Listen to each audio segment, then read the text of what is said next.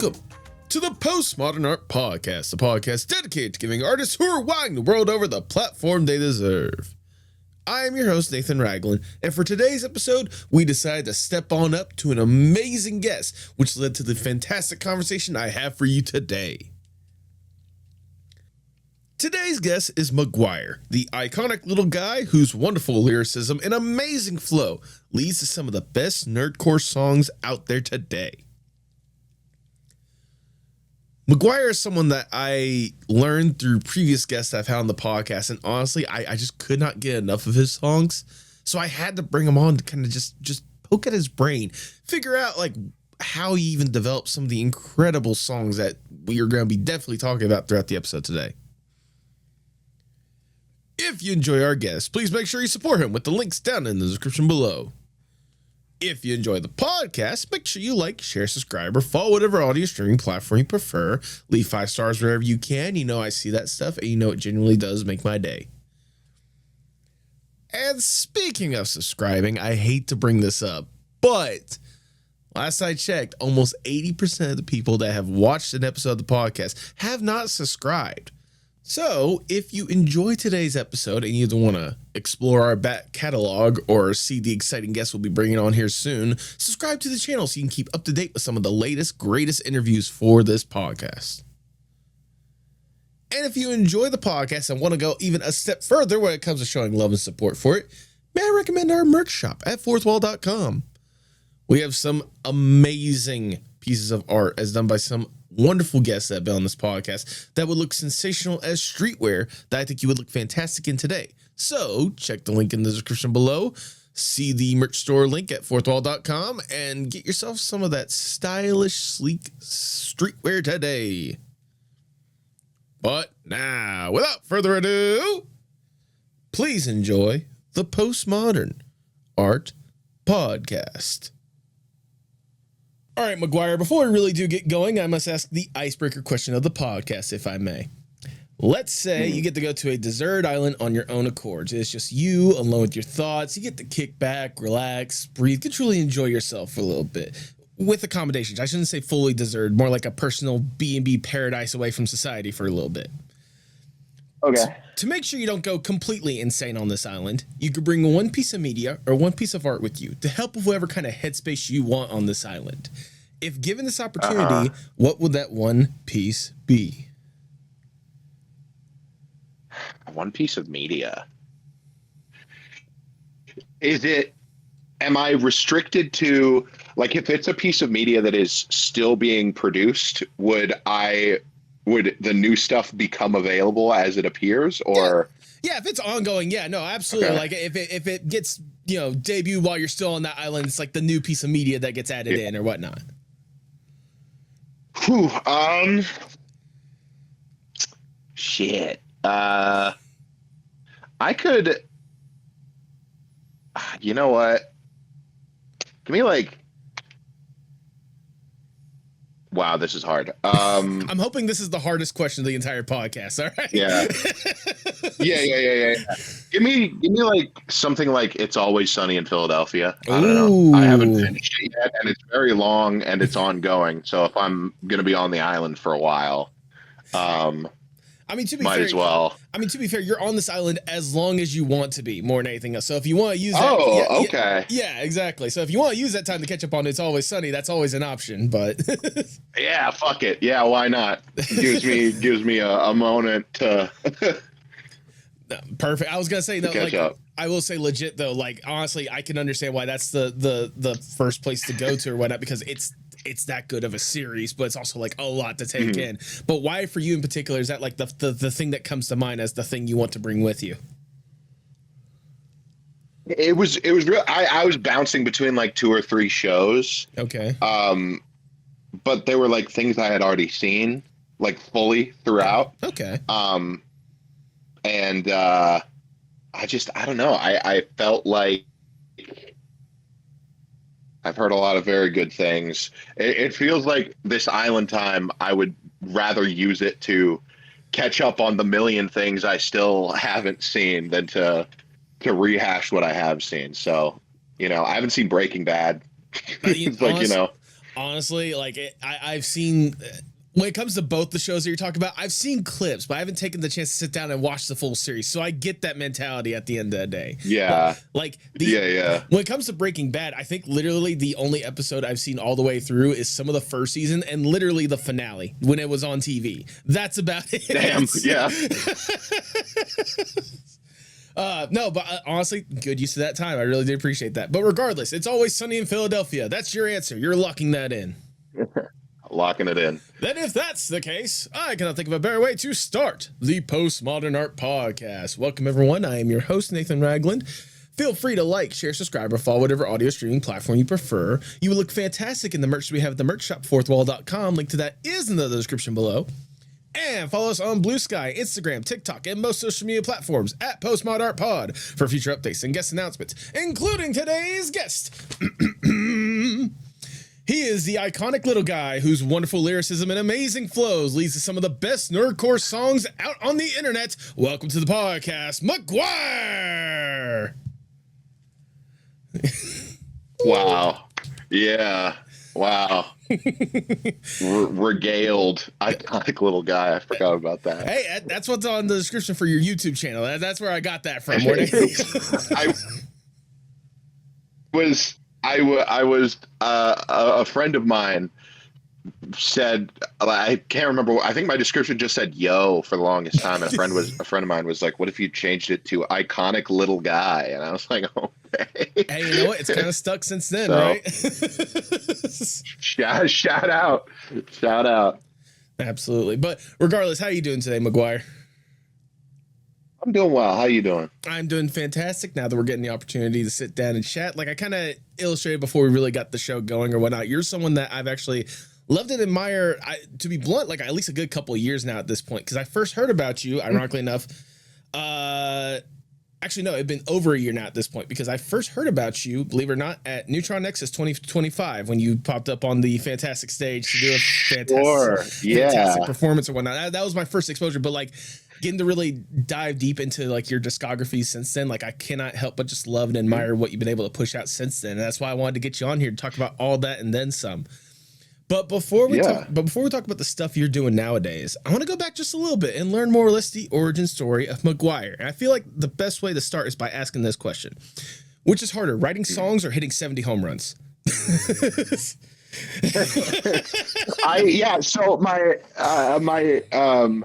am I on steroids?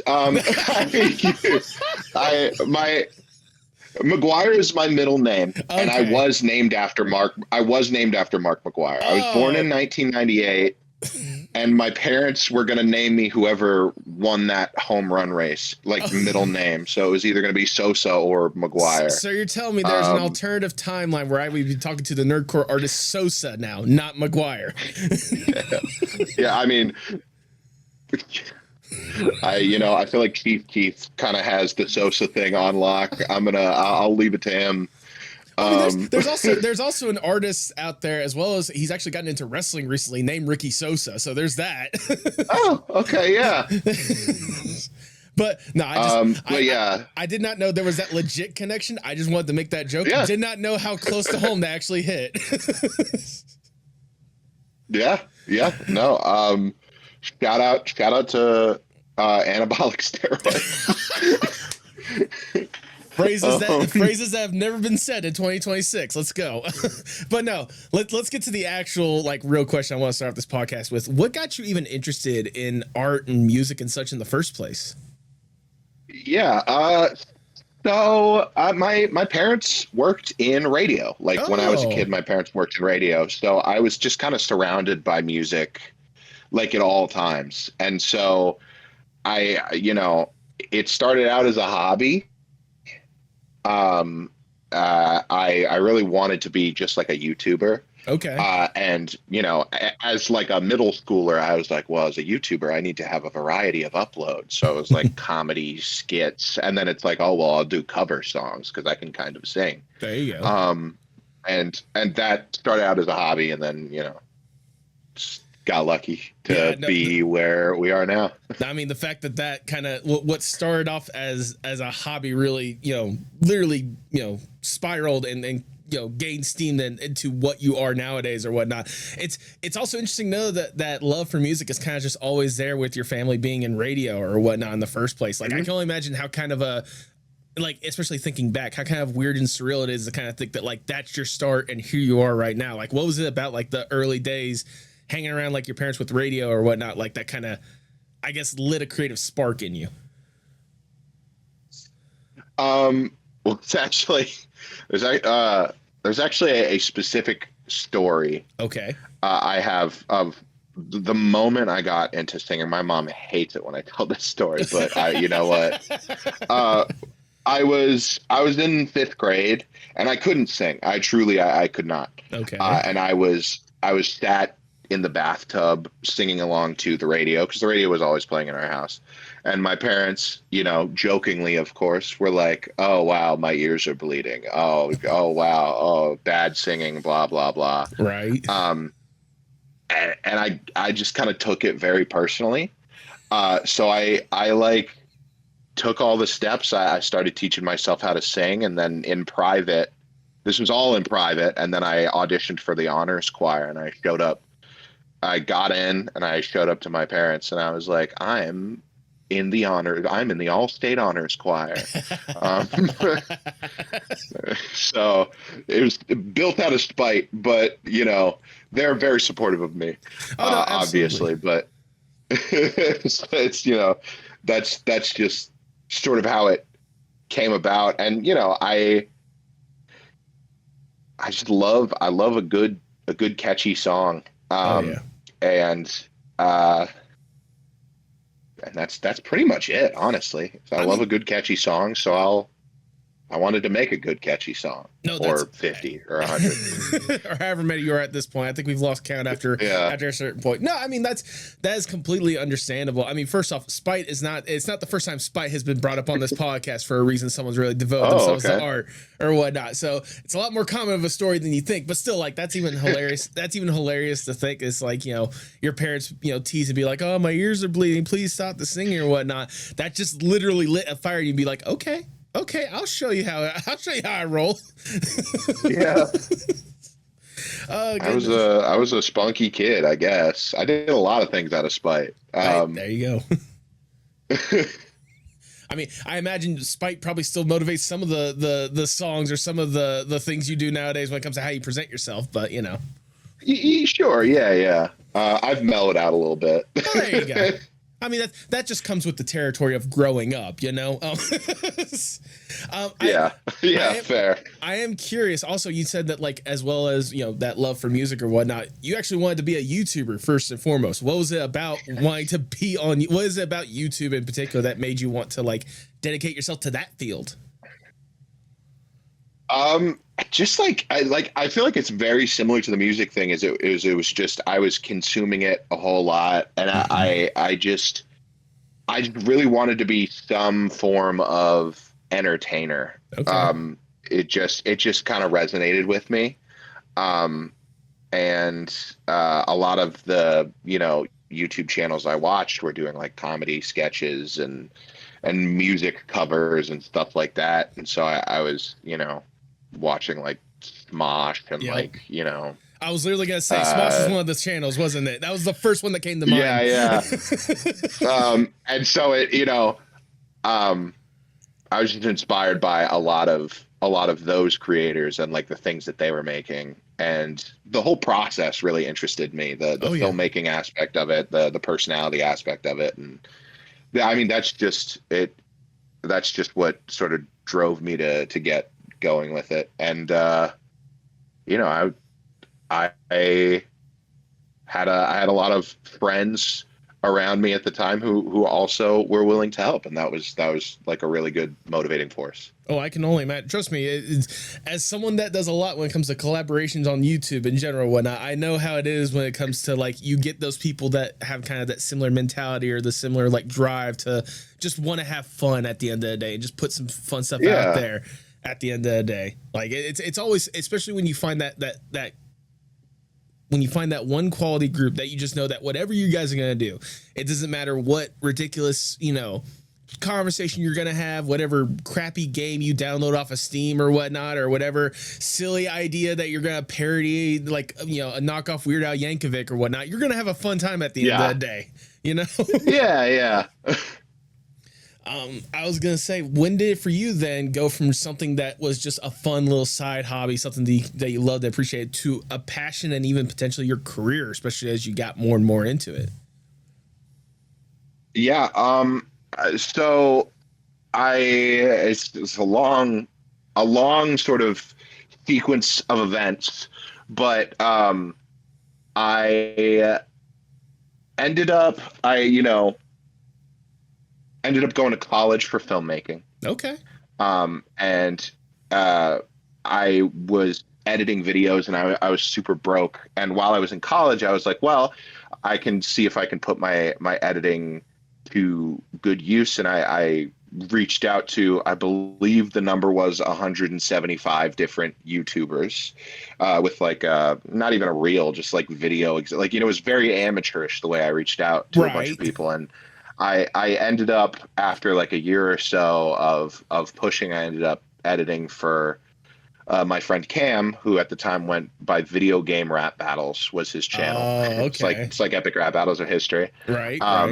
And so I was his editor, and then I moved out to Los Angeles. Okay. And I happened to live like a block or so from him. And so we got very close, and I worked with him personally.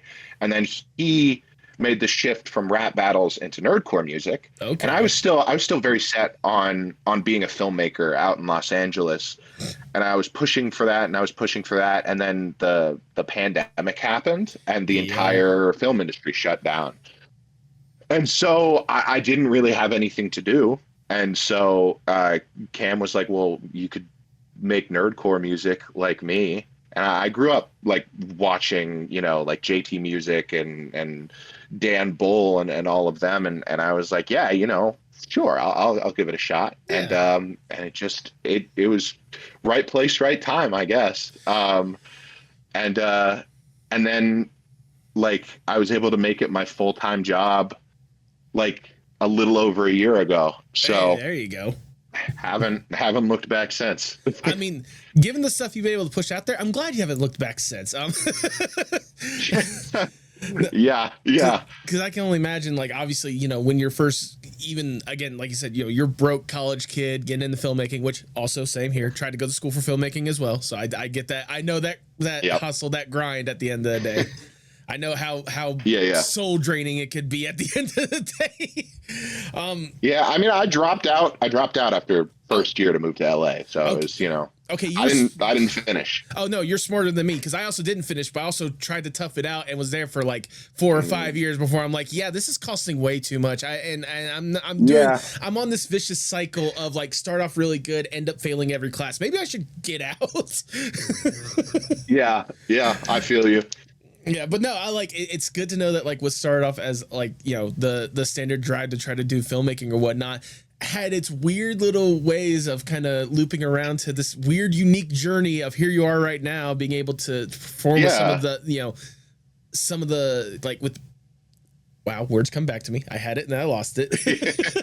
You got it. I believe in you. Thank you. I appreciate it. No, but it's like, it's incredible to know that like what started off again, like, you know, just going on this filmmaking journey or whatnot led you to some incredible people along this unique and weird path that I don't think I've talked to a lot of people that, I mean, I've had the people that, you know, they've gone to LA, they tried to make it big or whatnot, but then like to make that pivot and to be at the right place at the right time, like that's surreal more than anything else.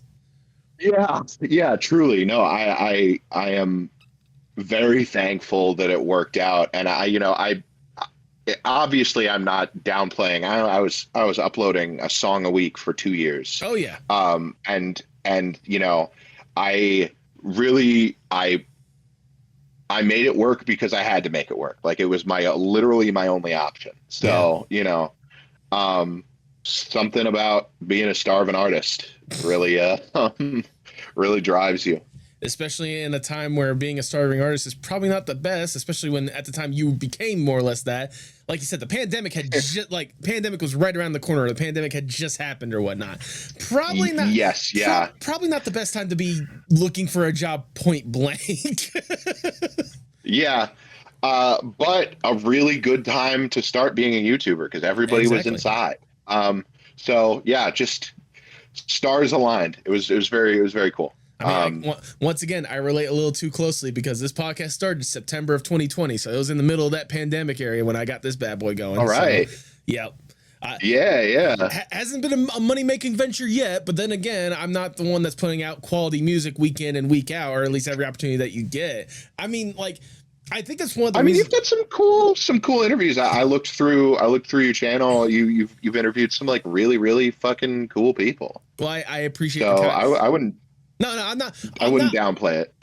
I'm not downplaying me. I'm trying to hype you up. Trust me, like you're trying to upplay me. I'm trying to upplay you. Trust me. I know I've interviewed some interesting people. I have them on a weekly basis. Yeah. I don't take them for granted every single time I talk to some incredible people.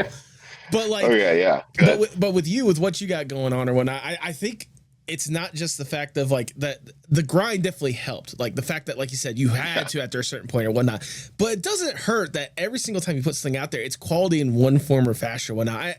I am curious, at least right off the bat, what is the process like for you to go from like a concept or a random idea to go into your head to finished product that you put out there on YouTube and everyone just instantly downloads? Yeah, it's a lot different now than it used to be. I have a whole team of lovely people. Basically, the way that I get there is I'm keeping my ears to the ground on stuff that's coming out, stuff that is interesting me,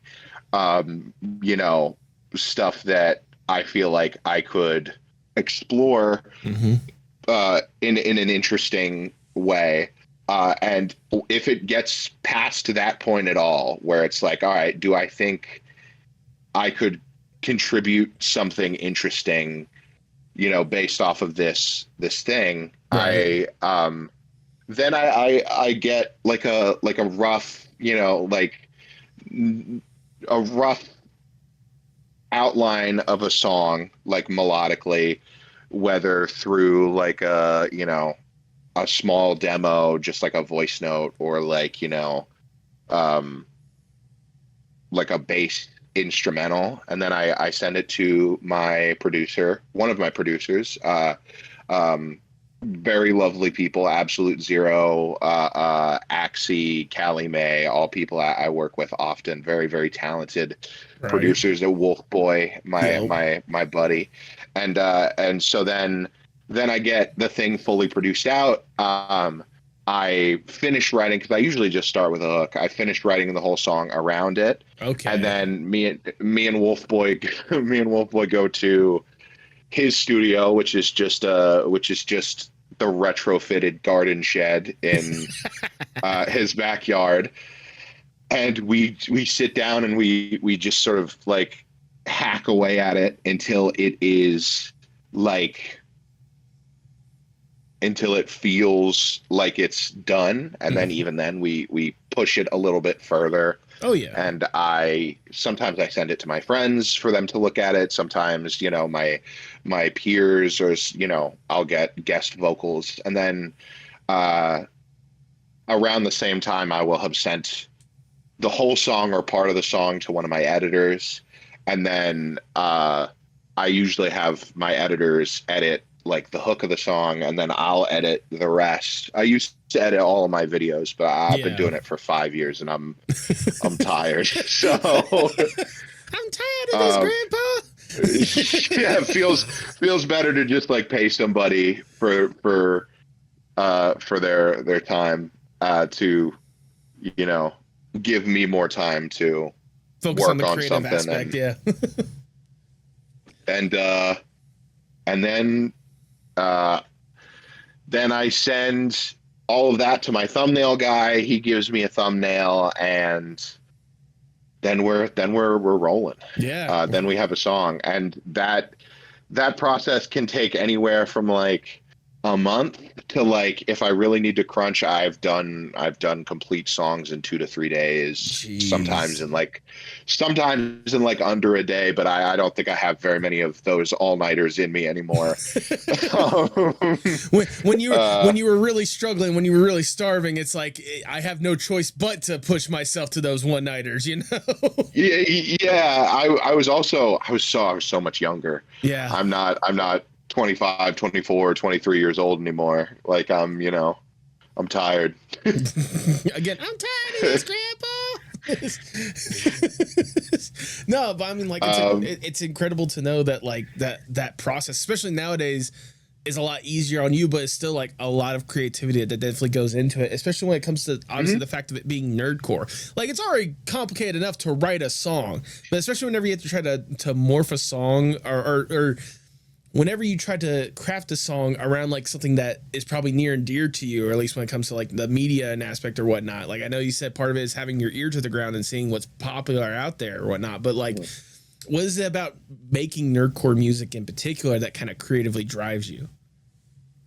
Well, I try to attack nerdcore music in a different way than I know a lot of my peers do. Okay. When I was growing up, when I was like 8 or 9 years old, I would go on YouTube and I would see like these AMVs, these Naruto AMVs to like Yep. Linkin Park songs, and I was like an 8-year-old boy, and I was like, that's the tightest shit ever. And so I always try to attack a nerdcore song to make it feel like less like I'm describing a character and more like a soundtrack. Yes. And I think because that like whole concept, and people still do that with like edits of stuff, like I recently saw a whole bunch of edits to The Amazing Digital Circus with the song Virtual Insanity by Jamiroquai. Right. And then I realized, oh, I could just sort of reverse engineer that, instead of just making a song to these clips, I could just cover this song and get an edit made to these clips. Yep. But I want something that evokes the media, and that's what has always really like pushed me forward. And I would argue, honestly, having a writing prompt sometimes makes writing music a little bit easier. I can imagine. So it's, I've done the whole gambit of like I love nerdcore in all of its forms, where it's just, a nerd rapping about being a nerd. I've been on songs with like, MC Front a lot, who does a lot of that. And, right. I've done the really, really strictly nerdcore stuff where it's like, this is about this character. And then the way that I attack it is I like the idea of it feeling like a soundtrack. And I feel like, it evokes like Invincible, Arcane, Spider-Verse, like all these pieces of media with inspired songs with just, they set the tone for these clips. So that's how I like to approach nerdcore. And I think that, I'm a nerd, so I feel like it's always going to be just like kind of in me to even consume or reference the media that I am consuming. No, absolutely. And I was gonna say, like, in particular, I'm so glad you gave that little description as well. Like, don't think of it as a song about them, but make it like a soundtrack for them at the end of the day. Yeah, that was honestly like the mentality I got every time I get a chance to listen to your music. Like, for the longest time, the main song that I loved from you more than anything else was "I'm Okay," the song you did with Amanda Hufford or whatnot. Yes, yeah. We love Amanda here. Yep, yes. Yep. And shout out. And like, I'm not gonna lie, I had first heard that song because was it Coda Anim or whatnot? Yes, Coda, Coda, yeah. Coda did a fun animation with it, and then I took the chance to listen to the song, and I just thought, oh, this is just a good song in general that Amanda just got a chance to feature on. That Coda must have got inspiration knowing the connection with Ragatha. because I listen to my music more on Spotify than YouTube. So like seeing it, how you have it presented on Spotify, you would think it's just another song that's just put out there into the world. And then I go to the YouTube at one point and I see that there's a music video and it says like specifically like Ragatha's song. And I'm like, oh, I did not realize this was just straight up a nerdcore song for Ragatha. Like it's so cool. Like how you have it set up to where like if you had no idea what in the world anyone is talking about, it's still a good quality song. Like you don't have to have that connotation. You don't have to have it. It helps to have the context of what the song is about, but it's not necessary with how you put your songs out there. Yeah, I think that there has been this there's been this stigma that like if you put on nerdcore music, you're like scaring the hoes or whatever. But you know, I've listened to so much nerdcore music that is like absolutely like phenomenal music. I have so many friends and peers who are incredible musicians, and there are just some people who are turned off by the idea of something being about something. So I love tricking people into listening to something that they said would give them the ick. And then it's like, well, why not dive into the other stuff? Because the other stuff is we've got some insane talents here. And I feel like you shouldn't restrict yourself in the music that you're listening to. Like if you like a song, you like a song, you know? I think it's just the stigma of just nerdcore in general. People hear nerdcore and they think, oh, it's weird, like weird stuff. Like why would, that kind of stuff? Like why not make something original or something along the lines of that? When at the end of the day, like, yeah, there's a lot of originality with it because it's not just see property, write about property sometimes. Like it's literally just like, it's with any music in general. You're going to take inspirations from other things in life and you're going to put that into something that means a lot to you and in turn should mean a lot to other people or whatnot. That's just media in general, finding the thing that inspires you and just putting it out there in your own terms. And I think the Ragatha song is an amazing example. A lot of these characters in these pieces of media, they have like aspects about them and struggles that are very, very relatable to the average person. A people-pleasing personality, like really, really wanting everybody to like you, is something that I resonate with. I've had my struggles with people-pleasing, tendencies, and I also I know a lot of other people have, and I see the value in writing a song about the character as the character in nerdcore, but I also see the value in there are so many things about these characters that people just relate to. Yeah. And to just putting out a song about that and how that feels is something that's just going to connect with somebody. So I try to make my music for as broadly accessible as I can. Even though I believe that you should listen to whatever the fuck you want to listen, whatever the fuck you think sounds good, you know? Exactly. No, trust me, I got that same mentality. That's why, I always have a hard time when people ask me, hey, what's your favorite genre of music? I'm like, whatever sounds good. Yeah. That's always been like my answer every single time. Cause it's like, there's so many, cause the beautiful thing about music is there's so many different parameters on like what you can do with it. There's so many things you can experiment with and tinker with to get like a new sound that you may never have heard of before. And like, what's the standard for one person could be a completely different, like out of body experience for someone else. Like it's such a literally like moldable, craftable thing when it comes to like what it could potentially sound like, that you can make literally anything sound good, even if it's a genre that you tend not to listen to because it seems to be the samey stuff that some people put out there or whatnot. Like, I'll be blunt, for the longest time, I was never a big fan of country music, just because like at the time that I grew up listening to country music, it sounded all like the same stuff. Like, 21 songs sound like the same. But that didn't mean I hated every single country song out there. There were certainly some that always like stood out to me and I could not get enough of. And people can have the same mentality when it comes to nerdcore sometimes. Like for a lot of people, like they hear nerdcore and they instantly have the, again, like you said, the instant ick or whatnot. But then they take the time to actually dive in and listen to so many different artists and so many different takes, so many different styles, so many different genres of music that of something that inspires them at the end of the day. And I think what you're doing with like the soundtrack mentality is a good way of attacking it. Well, thank you. I appreciate that. No, absolutely. I was gonna say like I am curious as well because obviously you've been doing this for at least a little bit or whatnot. Like, what I'm sure if people go through your discography or whatnot, they can see a lot of the influences, a lot of stuff. But what were some of the particular like favorite properties that you just loved, like writing a song? Like, what was the ones that like when you took the time to actually sit down and write the song, it was like easy for you to actually write it because you love that property so much, or you're a big, to be blunt, yeah, you're a nerd for that thing, and it was easy for you to actually like talk about that or sing about that.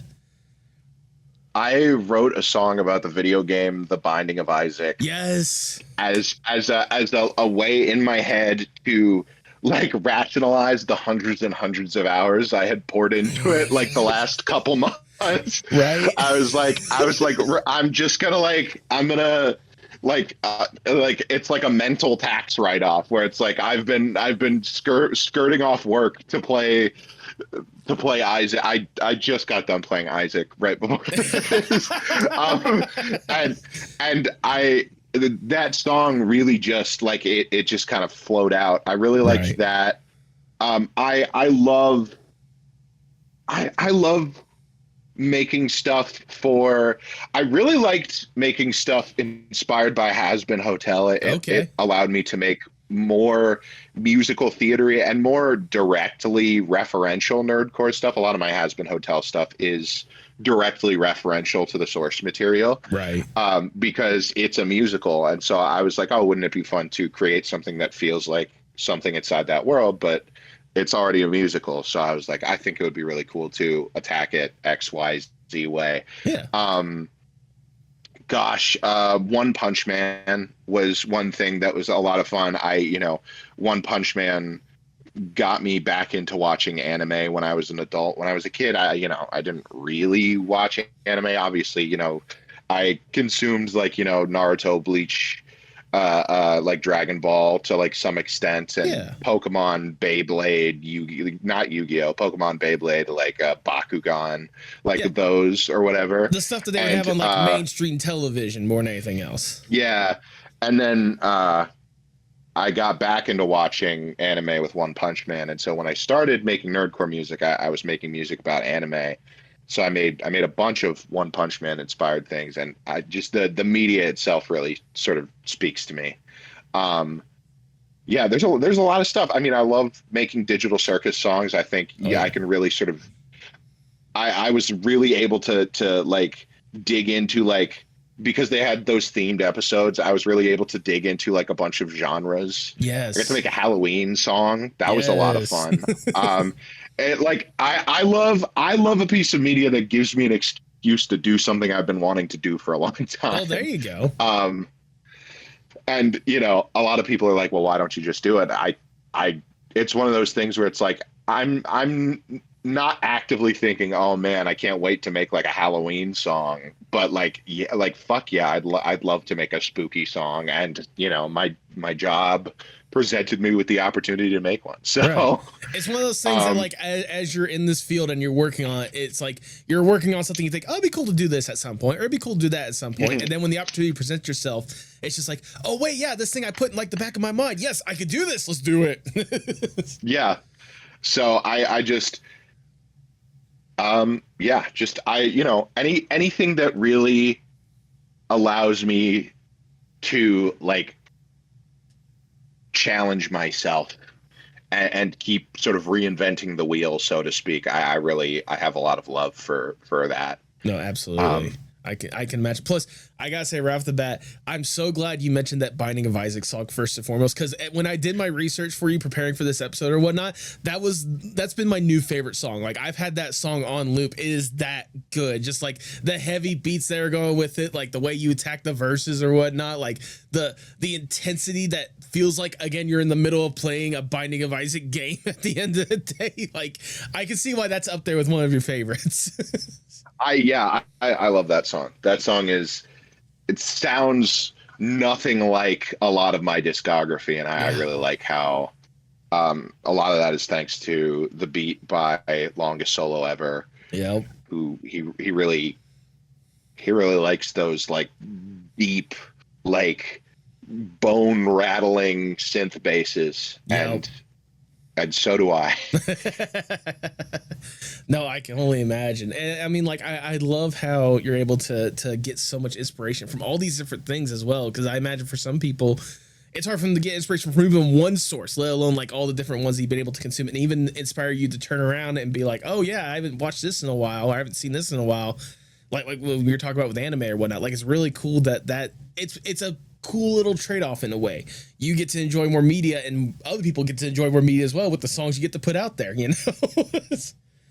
Yeah. I feel like maybe the way that I attack nerdcore music has lent itself to making it easier to quickly gain inspiration because I'm so loose with the way that I theme them. Yeah. It's you know, it's a lot less. It feels not. It doesn't feel very restrictive, which I think is great. Yeah, I do feel like maybe that is as a result of like the way that I'm approaching things, that I have been able to effectively do this for like 6 years, and I haven't really burnt out fully yet. Yeah. So I mean, that's saying something, because there's some people that they've done this thing for, you know, twice, 3 times, you know, Lord knows how much longer. And there are probably several times where they thought, I just can't do this. Like I got, you know, kaput, you know, all this stuff. Or maybe there's people that haven't done it nearly as long as you. They've already feel that like exhaustion or whatnot. So the fact that you've gotten up to this point and been able to not only create incredible songs, but also be a part of incredible songs as well. Like some of the collaborations you've also been able to have, like, it's really insane. How much of a surreal experience is it for you to know that, like, on top of you putting out your own quality content, there are others out there that in this community that love your styling, love what you put out there, and want you and creatively want you to help out, put something incredible out there. It's really cool. I as a part of like when I was working to like make this work. Yeah. I wanted to make myself as available as possible to work with people and to be able to put out something.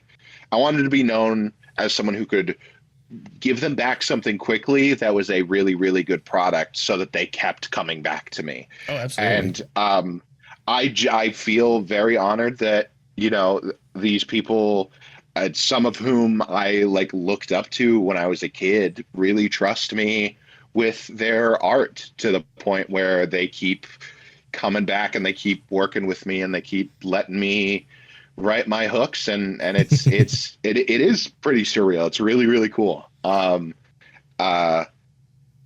I truly, it's, you know, living the dream basically. Like, you know, no, I couldn't be happier. No, I can only imagine, especially with some of the incredible opportunities they've been able to have. Like, I'm thinking, like, you've had a chance to collaborate with, you know, Daddy Fat Snaps. You know, obviously you talked about longest solo ever and how, like, you guys have been able to work on each other's kind of stuff or whatnot.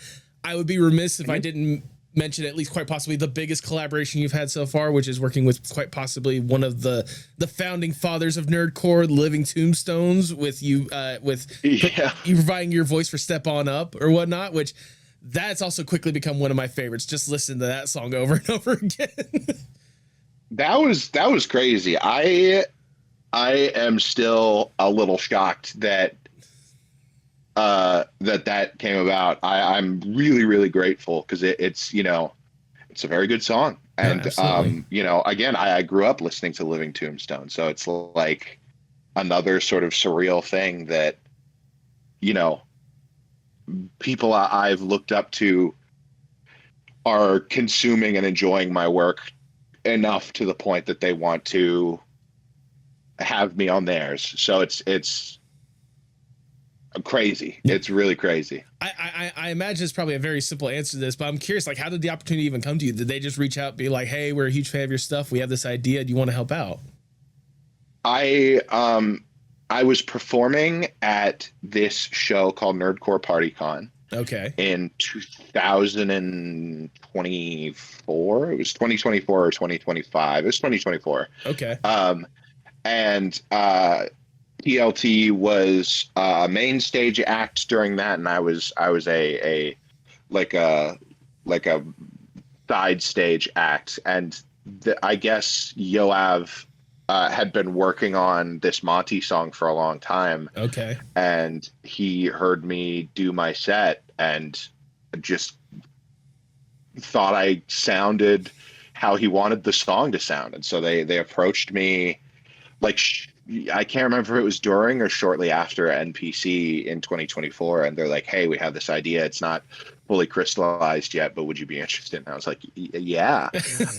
And it was a lot of like, collaborative back and forth for like the better part of like that year. It was like, July to like November, where things were like, being worked on. And that was like July through November of like 2025. Because there was like almost a year that went by where I didn't really hear anything. I might have gotten that timeline wrong, but it was like, we were working on it for a good while. Yeah. It's one of those time flies when you both are working on creative projects in one form or fashion, Yeah. So, and that's, it was crazy. I love the more involved collaborative processes. Like you mentioned Daddy Fat Snaps. He will have a vision for a song and he'll like FaceTime you like 2-3 times a day. Okay. With his ridiculous fucking sleep schedule. So it'll be like 3-4 in the morning and he'll have an idea. And I would just like be like, all right, let me plug it in. But it's like, it's very collaborative. It makes it feel a lot more like, hey, this is our song, as opposed to like, I'm a contract worker, know? Exactly. And I love shit like that. Yeah, no, anytime you can have that opportunity where you can kind of connect with the person when it comes to the vision, rather than just, here's something I got, you think you can do it or whatnot. Like, I get that mentality. Obviously, like, no matter what, especially if it's given to you, the results are going to be good at the end of the day, given what you have been able to have it handed in one form or fashion. Shucks. Thank you. You're certainly welcome. But I'm curious, when it comes to at least like the collabs or whatnot, I imagine, Step On Up is probably up there, but is there any other like truly memorable, like, I can't believe I even got the opportunity to do this when it comes to the collabs you've been able to be a part of?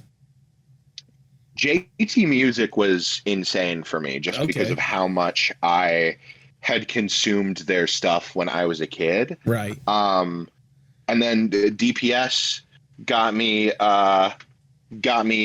on a collaboration with Sports Illustrated. Which was really cool.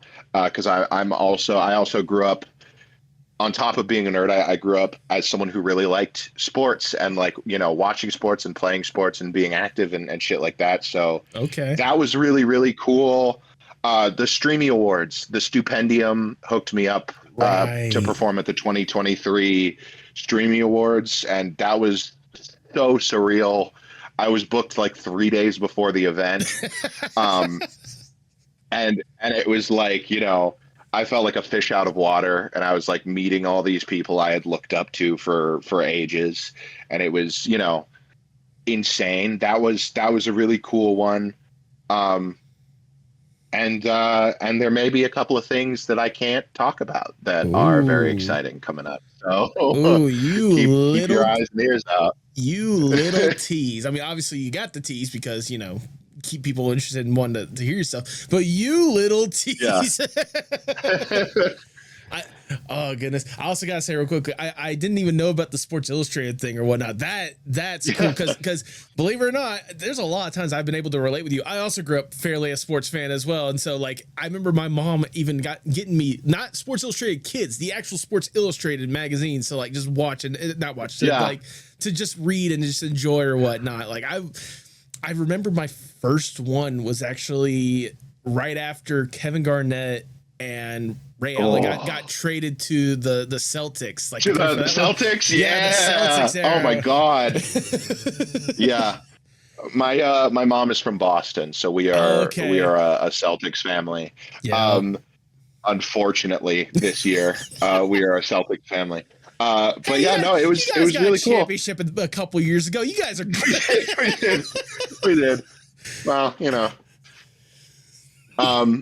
Yeah, no, I love, you know, all things around that. And it was like a March Madness Sports Illustrated documentary trailer thing that I was in. So it got co-produced by Steph Curry. So it was like crazy to me that like Steph Curry heard my voice. Yeah. Like kind of wild.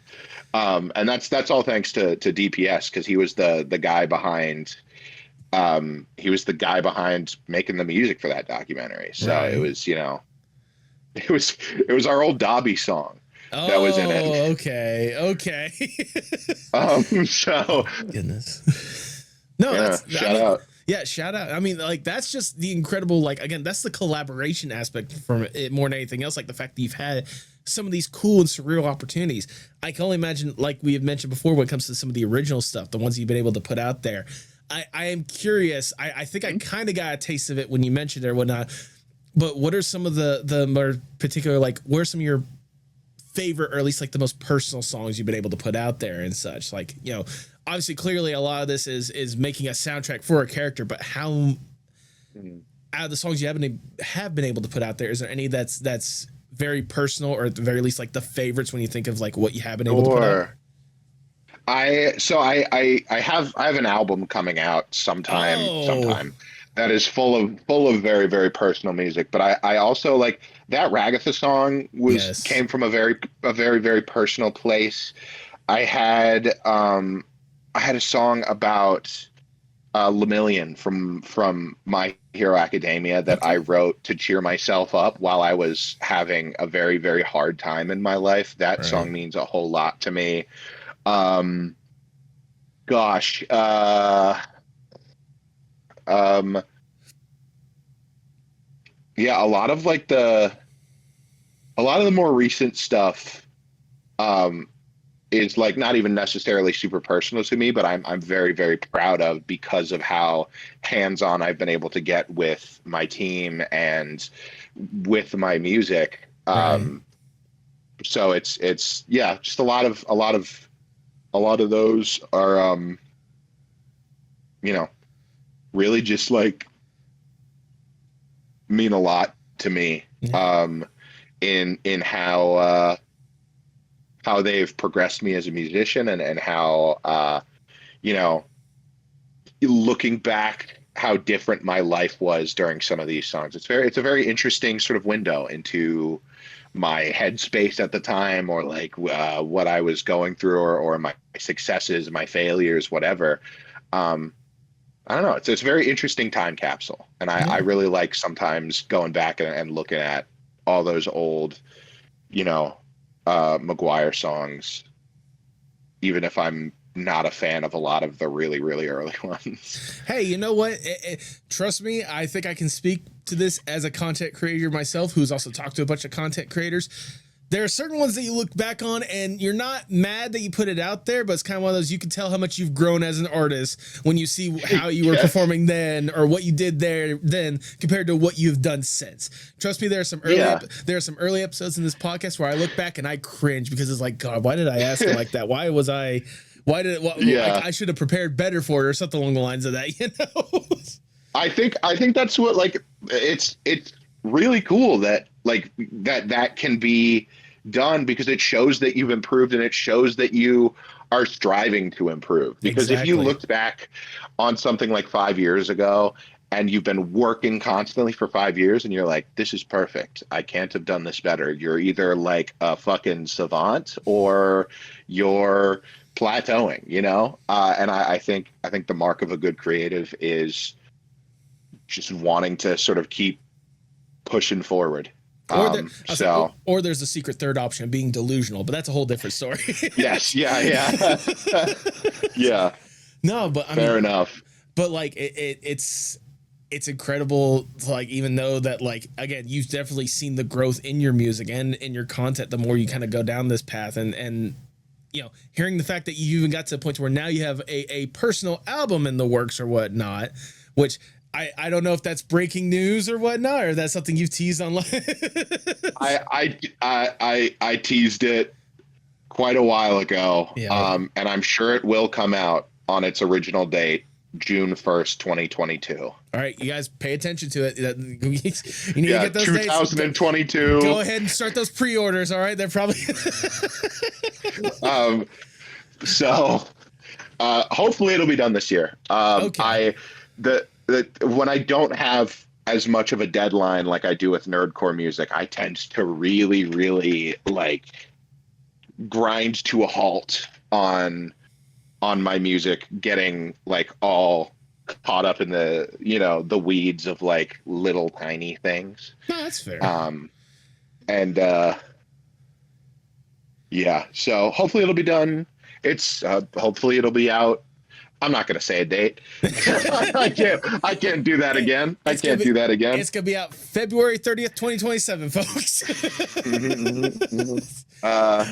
Hopefully it'll be out this year. That's the hope. Okay, so late 2026, people. Keep that as kind of the time frame potentially. Fingers crossed. Yeah. But also, I can understand the difference between obviously like a personal project compared to like a nerdcore song or whatnot. I mean, with the personal project, I mean, obviously there's no pressure when it comes to it. You take the time and you want the songs to sound the way that you want to in the way out. With the nerdcore songs, it's kind of like what you said with the Ragland song. Quarter through my life, but you got to have the patience or whatnot. You gotta have to get that stuff out there in order to make sure that the song works. The song works, and also again, this being your career, you need to make sure that it certainly hits with that audience so you can continue to make more of this stuff. Yeah. It's easier. It's a song that I want to resonate with people, like say the Ragatha song, and it'll resonate with more people if it comes out in a timely manner. Like that's how the YouTube algorithm works. It's just going to push it to more people. Yep. And plus, it keeps me moving forward. It keeps me working to just like, have deadlines for myself and to just get shit done. Yep. And then move on to the next thing. It was very, very helpful in those early years when I was putting out a song a week, where I was able to, like keep the sort of perfectionist tendencies at bay by essentially being like, okay, I cannot make it perfect. I have to make a song and edit a video in 1 week. I physically cannot make it perfect. I'm not equipped. I don't have the tools. I'm flat broke. Right. But what is one thing that I can improve from the last song, Yeah. And that's how I approached things. And I think that was a very helpful mindset. The most important thing about if you want to be a musician and if you want to improve is you've got to put out music. If you just keep working at and chipping away at a song, you're going to get that feeling that we just talked about, where it's like, wow, this is completely cringe. I need to redo it in its entirety. And then the song never gets done. Exactly. So it's very important to, to be able to put your work out there and to be able to move on to the next thing. Exactly.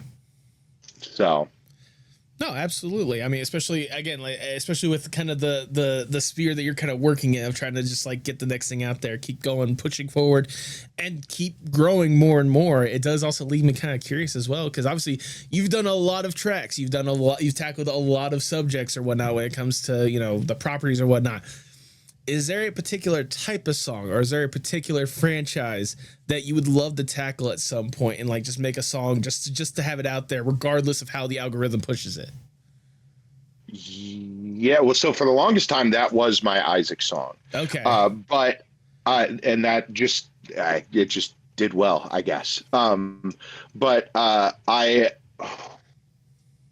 there's a couple things. Daredevil. I love Daredevil. Okay. And me and my best friend Aster, who is also my roommate, we love Daredevil so much, and we've been like chipping away at this song about Daredevil for a while. It's really, really good. But that's one thing that I think would be a really cool thing to make a song about. I've always wanted to make a song about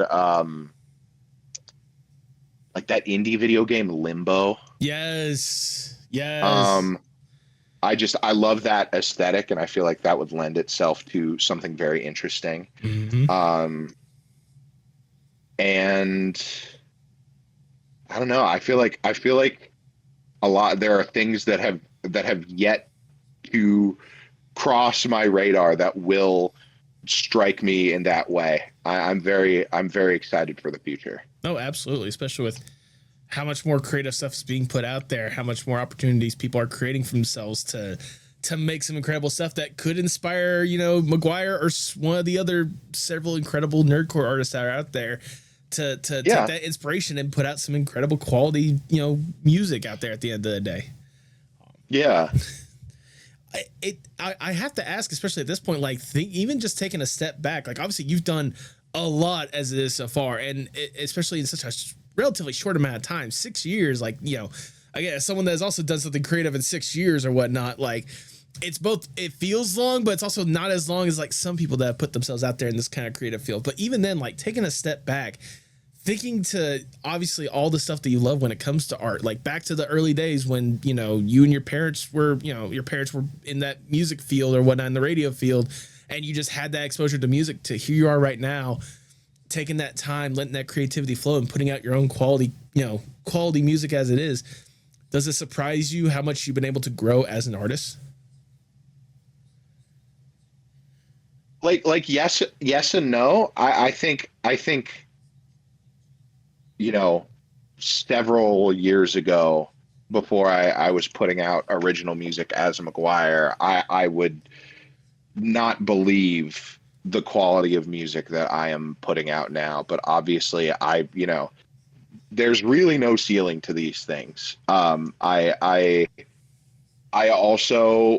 was aware of my work ethic back then, and I feel like some part of me would believe that I could get where I'm at now and potentially beyond.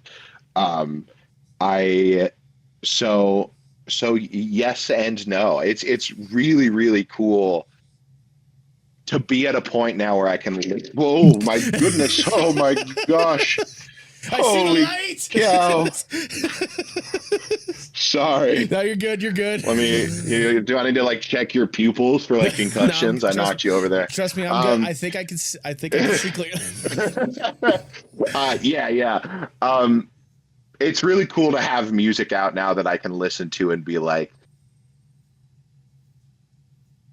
this is like a song I would just like listen to, right.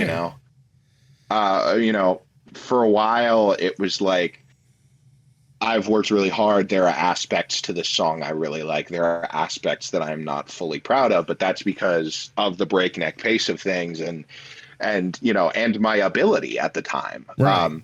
And now I have music out where it's like front to back, I'm very proud of this thing.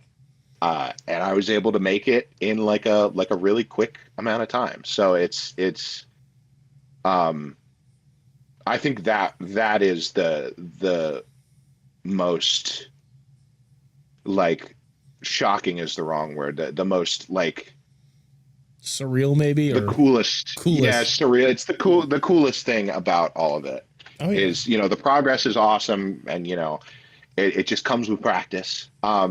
But seeing it and being able to see, like I mentioned before, basically just like a window of not only how I was doing, but my musical ability. There are specific songs where you can see when I've had a specific breakthrough on one thing or another, and it's really, really cool to like see that. No, absolutely. I can see exactly what you're talking about. Is that exactly, like, there's certain songs that you can see where there is that kind of like unique creative like breakthrough and whatnot. Like, oh, this is interesting. This is different. Like, I love hearing that more than anything else. Like, it's really cool to see that almost kind of in real time, especially as you go along your catalog, and especially as you go like either back and forth, like either starting with the earlier stuff or going to the more recent stuff or whatnot. Like, it's cool to see that difference. It's cool to hear that, like, that creativity has definitely not died down in the 6 years that you've been able to put yourself along this. But it does kind of lead into the next question I want to ask, because McGwire, if I may, I want to go a little above and beyond. I want to give you more or less the dream scenario, if I may.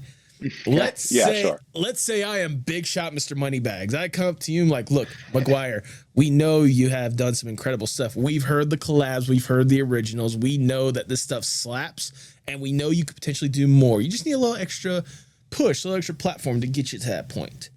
We have access to everyone and anyone in whatever industry possible, and more money than there should be possible. We probably should be giving it back to the artists, especially those that are in animation. Make sure they have like a nice little living wage, be able to afford health insurance. # same with animation forever and always. That they're part of the deal. I'll tell you what, we'll include that with it. But right now, we also want to focus on you and you alone. If given this opportunity, what would be the dream McGwire project?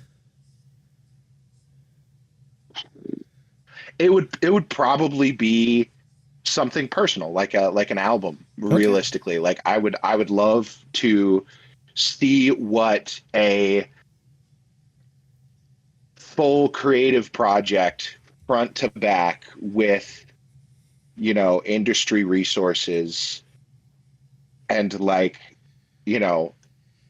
presumably a not necessarily an infinite amount of time, but like a good amount of time, right, to work on it with a bunch of like-minded, talented creatives. I would love to see what that would look like.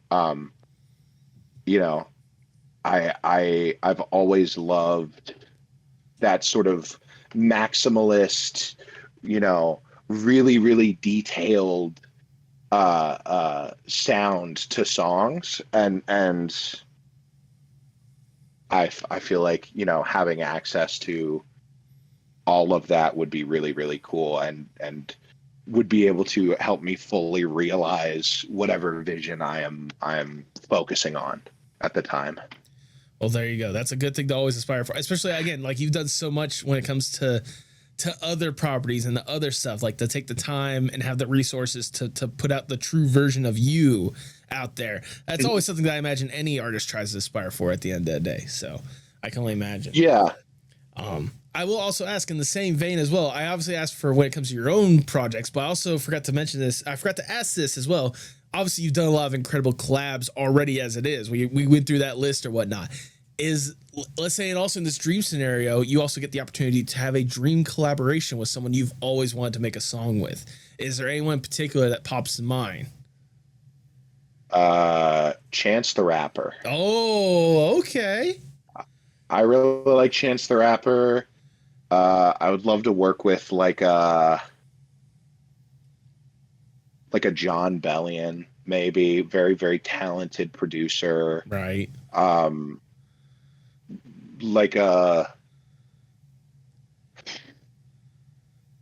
There's a lot.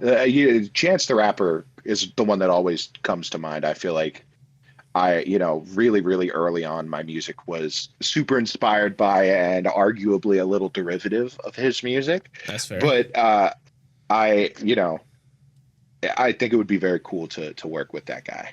I really love his work. I can only imagine, like, if you two got the opportunity to work with each other, maybe get something that sounds similar to like the Sunday Candy project they had working on or whatnot. Like that would be, I can imagine your voice like smoothly going into like a beat or like a something along the lines of that, Yeah. No, truly.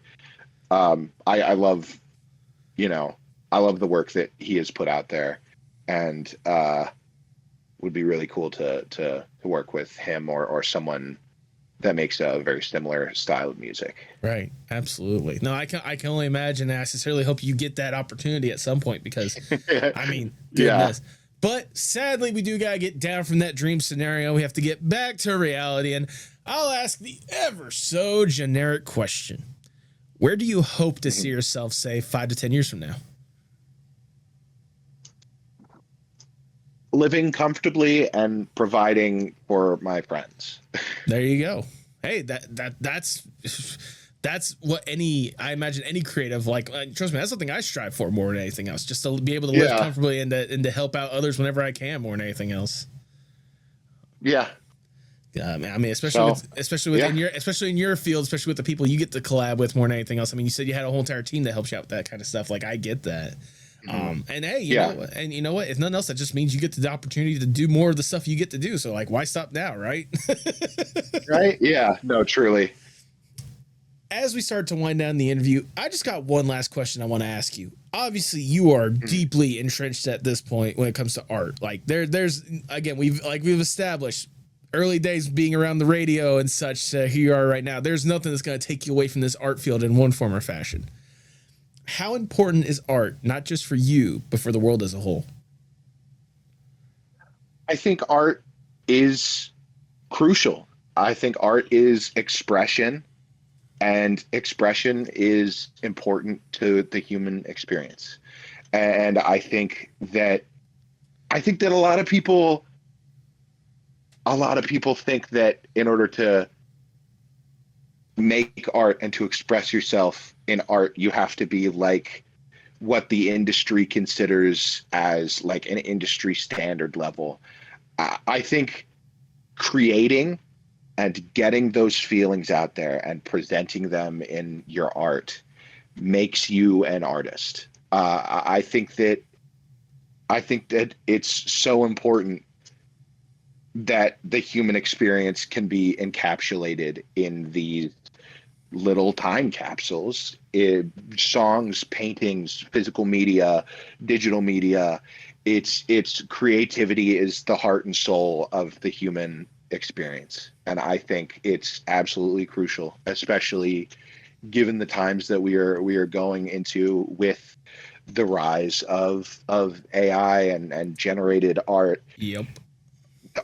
The heart and soul and feeling and creating are so important. I think that is wonderfully worded, if I do say so myself. Thank you. McGwire, that is all the questions I have for you today. I've already showered you with Lord knows how much praise at this point, but I'm going to shower you with a little bit more because it's my podcast. I do what the fuck I want. No, like I said, I first heard about you at, last year's Neutron Nexus, where you got a chance to do the Outburst version of Jack's Toy, which is still my favorite version of that song. I just gotta say, I love the nice. OG one, but I loved like the way you, especially with you and Amanda, how you two like harmonized after a certain point and whatnot. Like it's fantastic. But like that being the first taste I got to have, getting the chance to see more of what you got going on, I couldn't help but get a true like bigger love for what you had going on at the end of the day, because by God, it seems like anytime you put out a song out there, you know that it's going to be good quality like music at the end of the day. It doesn't matter what the genre or what the subject is or whatnot. Like you can tell that you take the time to really craft something incredible just about every single time. That's why I love and appreciate just any of the songs you have been able to put out there. Getting the chance to actually sit down and chat with you, get more of the backstory and like kind of what even got you up to this point. Like I could tell that there is a love, a passion, a grind, a hustle for what you're doing to keep going and to keep producing incredible stuff, to let that creativity flow at the end of the day. Like I can sense that in every single song that you've done, and I can sense that with just about every single new post, every single single that you put out there at the end of the day. Like there's so much creativity that flows out of you that it's only a matter of time before, like, obviously you already got a large audience as it is. That audience has got to skyrocket at some point, I swear, because whether it be more nerdcore stuff or whether it be the original stuff, like the personal stuff that you get a chance to put out there, there are going to be so many people that I know are going to love and connect with what you have to put out there, because if it's already touched me up to this point or whatnot, Lord knows how much further you can go. The long and the short of it is, McGwire, thank you for what you do. Thank you for putting yourself out there like you have, because I know it's not easy, especially in music form, to really put yourself out there and be a little bit vulnerable at times when it comes to this stuff. And sincerely, like, I know I'm one of thousands at this point, hopefully one of millions that is going to be rooting for you every single step of the way for what you got going on next. So thank you. Well, thank you so much. And thank you for having me on this podcast. I think that this was a really amazing experience, and you put on a good show here. I'm very, very excited to see this when it's out. You don't need to flatter me. We've already recorded the episode. Everything's okay. No, sincerely, thank you for the kind words. They really do mean a lot. Yeah. But now, if people have no idea what in the world we were even talking about the entire time, first off, how dare you? Come on, this guy's incredible. But go ahead and plug yourself for the people at home. Where can people find more about you and what you got going on? Yeah, I am at McGwire Music. That's McGwire Music on pretty much everything. YouTube, TikTok, Blue Sky, fucking Twitter, Yep. Instagram, Facebook, Threads, which I think they made a Threads account for me Oh, as wow. soon as like attached to my. I didn't even make it. It just auto posts though. But I'm on 8 million fucking social Yep. medias. You can find me there. Um, if you clap 3 times, I actually appear at your house. And you need to stop doing that. And you need to stop.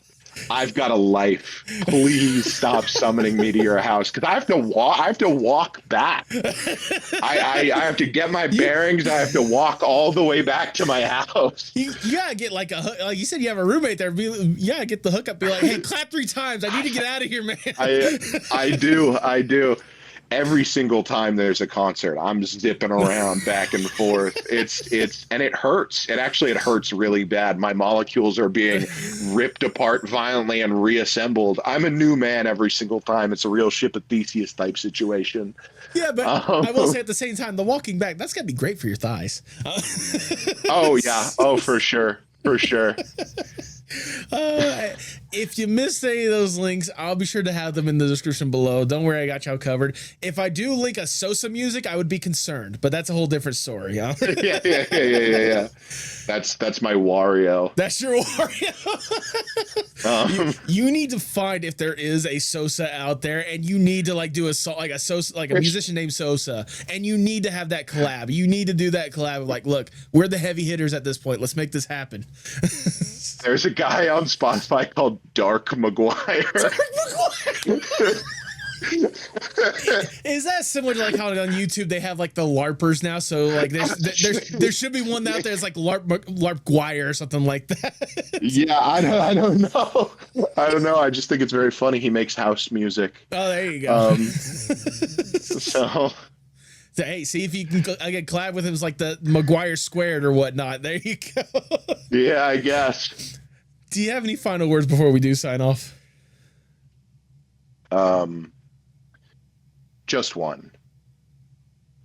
Riboflavin. Tell me what's wrong, tell me it's parts in motion.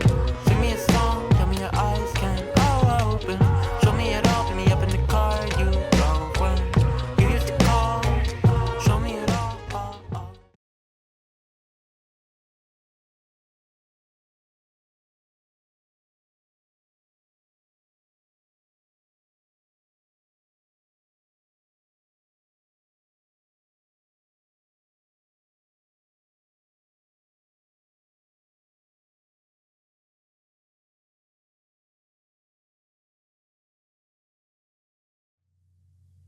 Thank you so much for sticking around to the end. If this is your first time listening, I greatly do appreciate it from the bottom of my heart.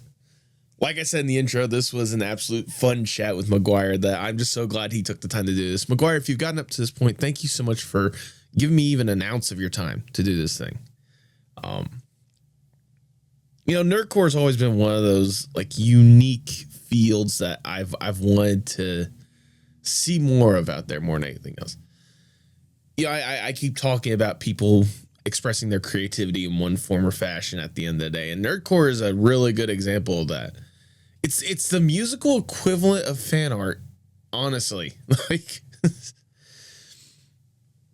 I think what any of these artists that dedicate themselves to this field, what they're able to do, the creativity they're able to really develop from that. Like, I can't get enough of it. I genuinely have. Believe it or not, it wasn't until I went to Neutron Nexus last year's MomoCon before I was really invested in Nerdcore more than anything else, which is weird. Because like I figured I'd, after I immersed myself more in it, you would think I would have been a fan of it for years, but no, it's been wonderful to really see what other people can glean from some of your favorite things. I'm always a person that encourages creativity in one form or fashion, and if some of the incredible media out there is what inspires people to go forth and express themselves in one form or fashion, that's something I'm always going to love. I mean, how many times have I brought a guest on this podcast and talked about some of the fan art that they've done while also some of the original stuff that they've done? It just blows my mind how creativity can nurture creativity at the end of the day. And it's something I'm always going to love and appreciate. And that's why I'm always going to be rooting for anyone that is willing to express themselves and put their best foot forward when it comes to expressing themselves in one form or fashion. It's always great to see, especially, again, like I said, how creativity can nurture creativity, whether it be just the incredible fan art a person makes, or whether that you know, the fandom or the thing that they're a huge fan of can inspire them to make their own stuff. That's why I'm always going to push for you guys to let that creativity flow and showcase what you love out there at the end of the day. Because you never know where it could lead you. It could lead you to an incredible community that loves and appreciates what you do and makes you feel like a part of it. It could lead you to a path of wanting to go forth and expressing yourself in your own way and seeing how that creativity can inspire others. Heck, it just lead to a little bit of good attention more than anything else, especially in today's social media age. But at the end of the day, creativity should always let you feel free. It should always let you feel like your true self at the end of the day. And I sincerely hope that you guys, whatever you put that creativity towards, I sincerely hope you feel the most comfortable and the most happy letting that creativity flow.